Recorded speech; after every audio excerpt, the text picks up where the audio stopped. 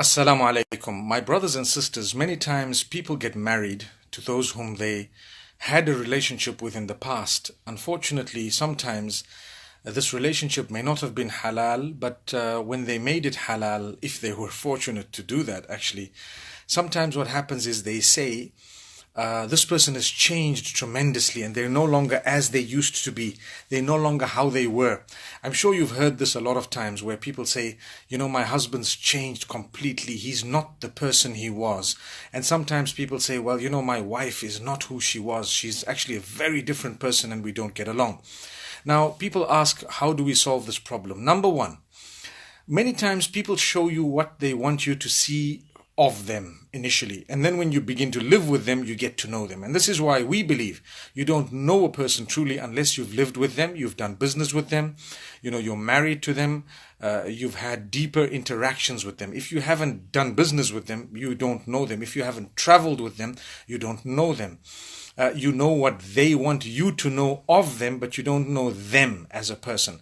So it's very, very serious, because more and more people are saying, we don't get along anymore. It's been 2 years, or it's been 1 year, or 2 months, or 3 months. And they say this person's changed completely. Well, you've now seen their true colors. So what I want to suggest is, when we do get married, number one is, there are many people out there who develop a relationship prior to marriage with the opposite sex in a way that goes deeper than what is permissible and becomes prohibited or haram in some way or another. Thereafter, they approach their parents. Sometimes they're very scared to approach their parents. When they do approach their parents, you usually get people say the parents don't want to have anything to do with it. They don't want to hear. They don't want to listen. Well, that is a difficulty. It's a problem, because the communication with parents should be such that everything that happens, the children first relate it to the parents. They get advice from their parents. It's too late sometimes when your children have been interacting with others and you haven't even been there for them. You're either busy on your phone, you're busy with your friends, you're busy in your business, you're busy doing all other things, and no parent was there to guide those children. Then a day comes when that particular guidance that is needed is actually from friends or from someone else. So a relationship was developed. I'm not saying it was right or wrong. We don't want to talk about how it got there, but it's now there. What do we do? Because the parents don't want to listen. Well, if I had a solution, we would have presented it to you, but we don't have a solution, because parents have their dreams, they have what they want, they have things they'd like to see in their children, and if you don't communicate, you might have a problem. Not all parents are open-minded. But I do believe parents should be more relaxed, more open-minded. They need to understand, talk to the child regarding the depth of the relationship. Many people are sexually active from a very young age, very sadly, very unfortunately, but that's a reality on the ground. It's a reality. We need to talk about reality. People brush it, under the carpet, and that's it. They think it doesn't exist. It exists. I've known of many children who've terminated unwanted pregnancies. I know of many children who ask about it, and we don't know sometimes exactly how to guide them because of the circumstances they present. It becomes very, very difficult to give people that advice. So when you have a child who's telling you, I want to marry this person, and they happen to be a person you didn't really think the child would be interested in, first find out how deeply related or how deeply connected they are, how serious they are. Some people hold themselves back from a haram relationship, hoping that it will become halal, so then they approach their parents, and the parents say, no way. But they desperately want it to be halal, and the parents are not facilitating that halal. My beloved parents, I'd rather you made what you believe is the child's mistake, meaning you allowed the child to make that mistake, than to destroy your relationship with Allah by indirectly encouraging that which is prohibited because of the environment, because of the pressure, because you're hardly ever there. You're too busy doing everything else. And the child's connection with Allah is not developed to the degree that it will stay away from that which is displeasing to Allah. The children sometimes, their connection is not that grand with Allah subhanahu wa ta'ala. We need to develop that so that we can avoid all of these problems by the will of Allah subhanahu wa ta'ala. Now that the problem is there, to be able to deal with it and tackle it, we must be realistic. So you open your doors, You listen to what the child has said. You meet the person. That's the least you could do. The least you could do is to meet this person. No matter who they are, you're the parents. This child has come to you respectfully to say, look, I'd like to tell you what I'm interested in. Sometimes they have a relationship for many, many years, and then the relationship becomes haram, and it continues in a haram way because you've just blocked it. And sometimes they end up marrying someone else because they don't want to displease their parents, and a few years later they tell that person, we never ever wanted to marry you, we were in love with another party altogether. It's happening. It's very dangerous. So, and sometimes when they have a problem in marriage, they end up confiding in the person whom they were in love with prior to the marriage. I'm not saying it was right or wrong. I'm just talking about what is happening. What is happening? So we have to be realistic. Let your child make a mistake, even if they end up coming back divorced. It's better that you did not displease Allah. You didn't lose Allah in the process. You did not lose your child in the process. You lost nobody in the process. But what you did lose is a little bit of an inconvenience due to the divorce. And we normally tell people, you don't have to plan to have children for 2 years at least until you really know each other. There's nothing wrong from an Islamic perspective to hold on having children when there is uncertainty in that marriage, or when you don't know for a fact that this person is the one who's definitely going to be a very brilliant father of my children, because of the factors we face today on earth. People don't like to talk about this, but we need to say it.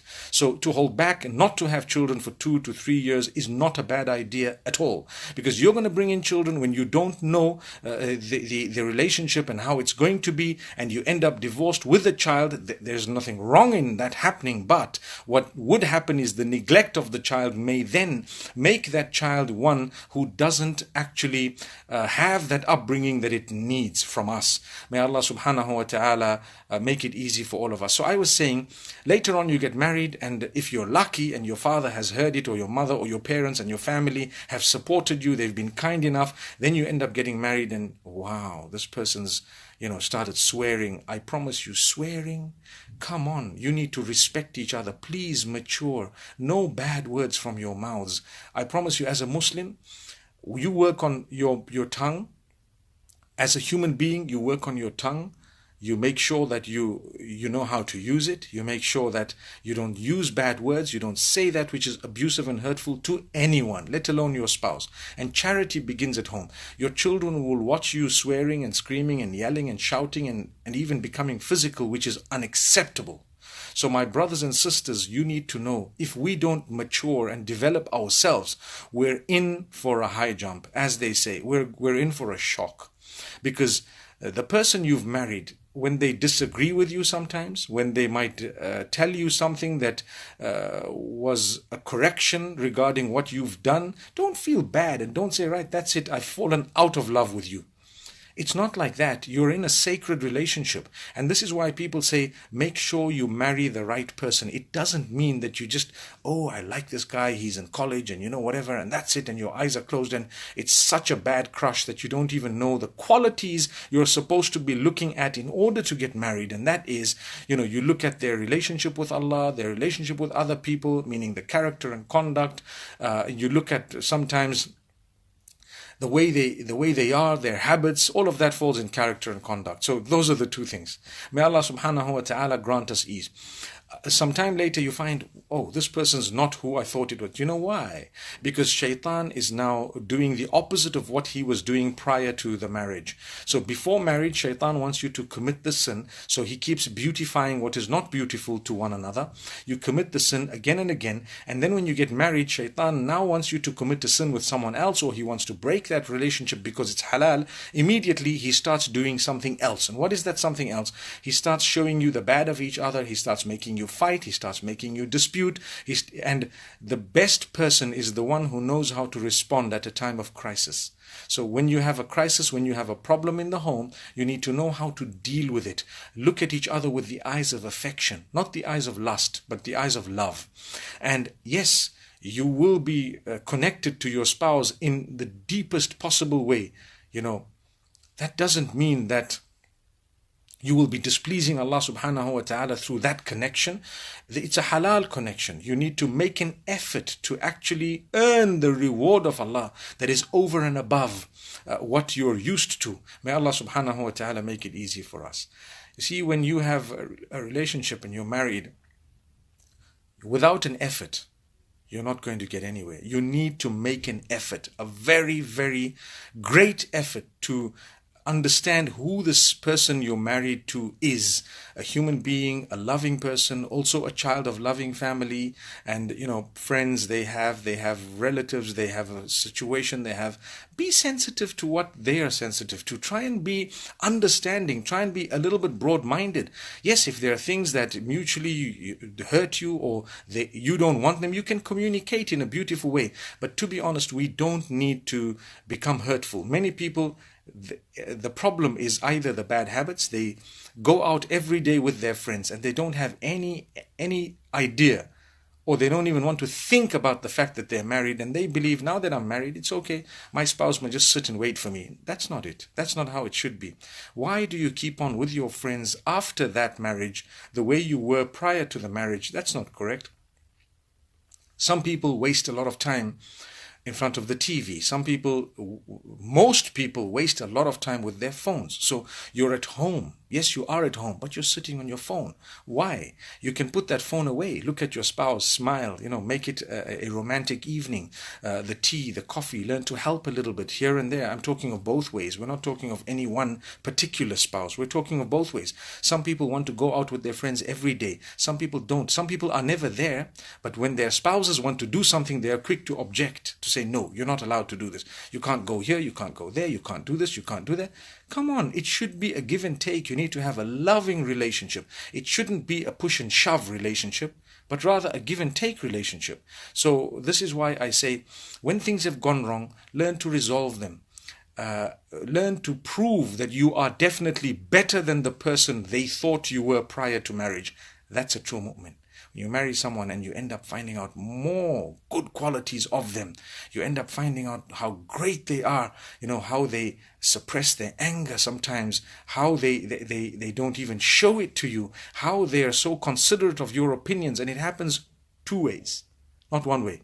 How they're trying to please Allah, secrets that they have that are so beautiful in terms of how they help people and what they do. All this is found out later. Wow, this person's actually better than I thought they were. And as time passes, we need to progress.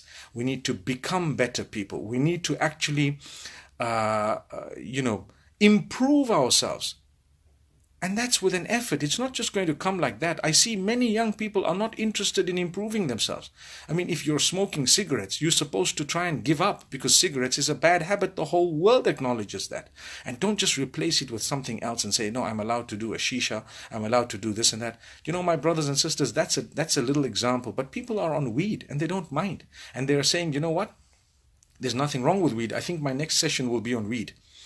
My next live session, inshallah, will be on weed. Perhaps tomorrow, if possible. Because it's a problem. People are just saying, no, it's allowed, it's okay, therefore I can do it. The world can say everything is allowed. Alcohol's allowed in a lot of countries as well. Most countries, nearly all countries. So it's up to you to abstain from what is bad for you, from what you believe is wrong for you. It's up to you to abstain from it. I mean, so many sins are legal everywhere in the world. It doesn't make it something that's permissible.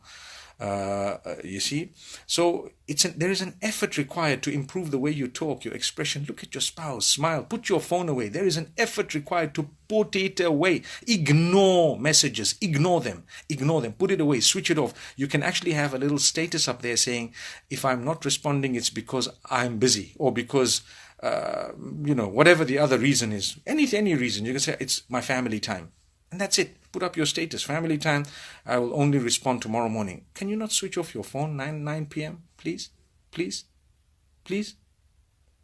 Inshallah you can. May Allah subhanahu wa ta'ala grant you goodness and open our doors and grant us happiness. I don't like it when situations are such that people say they're not who they were. I mean, why? Why do you change? Why do they change? Why do people change? Well, we need to go back and develop our relationship with Allah. Like I said, some people have fought to get married to others. Sometimes they've won the battle. And after they marry, they find, whoa, Imagine, I struggled so much to come into this. Is this what I fought for? And then they don't know how to face their parents because their parents were against it anyway. And then they're vindicated. So this is what it is. We need to make sure that we try our best, inshallah, to develop the relationships and to solve the problems and to, like I said, your character as well as your connection with Allah. Very, very important. I believe those who don't have a relationship with their Maker, very difficult for them to have a beautiful relationship with others because the two come hand in hand. In fact, one comes before the other. And we ask Allah subhanahu wa ta'ala to make us more conscious of it. If you like this video or enjoy learning about Islamic way of life, please hit the subscribe button.